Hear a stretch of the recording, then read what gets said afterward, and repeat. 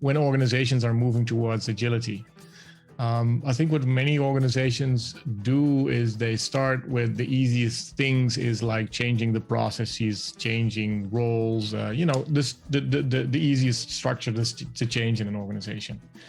But I think that what many leaders or organizations underestimate is that it really means a shift in culture and the way we collaborate with each other. So I will share some of the reasons why many organizations move towards agility, but especially we will look into patterns why agility isn't maturing.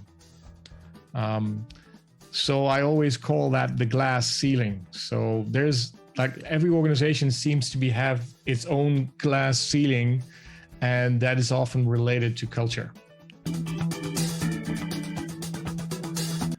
The notion of everyone in the organization working towards that common goal of creating, something more than just a product, something valuable to our customers.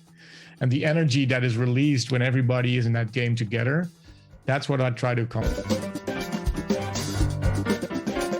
I think I worked a lot with managers, and I was a manager myself for a long time.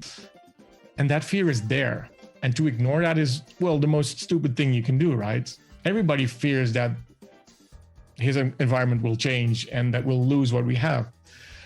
Working with managers, being a manager myself, once you see what self-organization can bring, what kind of freedom it brings to you as a manager, but also the opportunities it brings to, have impact on a different level, right?